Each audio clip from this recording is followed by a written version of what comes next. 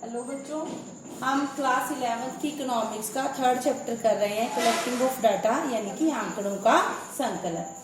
तो इसमें हमने पहले दो मेथड्स किए उसके, सेंसस और सैंपल यानी कि जनगणना और प्रतिदर्श।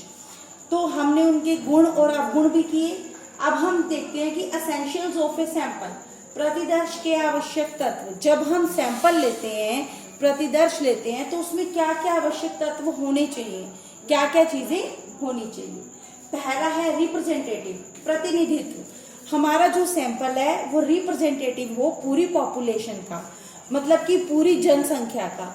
जो करेक्टरिस्टिक्स यानी कि जो विशेषताएं जनसंख्या में हैं, वैसी ही विशेषताएं हमारे सैंपल में भी होनी चाहिए।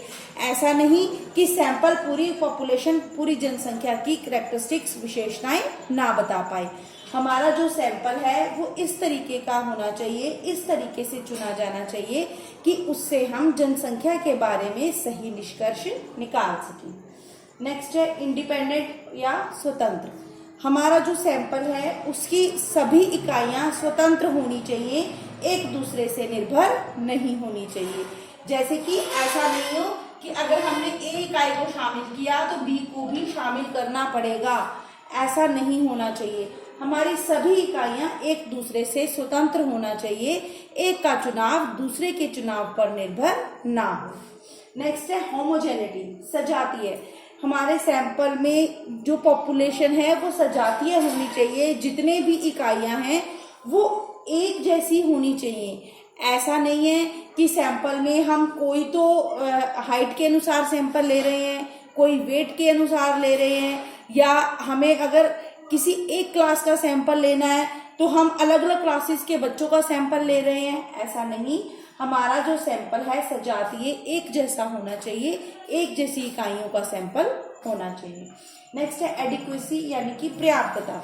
हमारे सैंपल का जो आकार है वो पर्याप्त होना चाहिए, बहुत अधिक छोटा नहीं होना चाहिए। क्योंकि अगर मान लो हमने 50,000 लोगों की स्टडी करनी है या 5 लाख लोगों की स्टडी करनी है और हम सैंपल केवल इसमें से 5 लोगों का ले रहे हैं, तो क्या ये रिप्रेजेंटेटिव होगा? क्या ये सही रिजल्ट देगा हमें? क्या केवल 5 लोग 5 लाख लोगों का प्रतिनिधित्व कर पाएंगे? नहीं कर पाएंगे।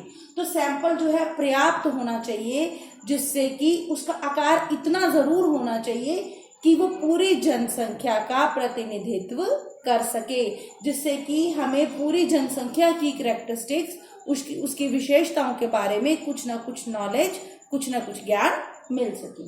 तो ये थे कुछ कैरेक्टरिस्टिक्स जो एक सैंपल में होनी चाहिए, कुछ विशेषताएं जो हमारे सैंपल में होनी चाहिए। Thank you.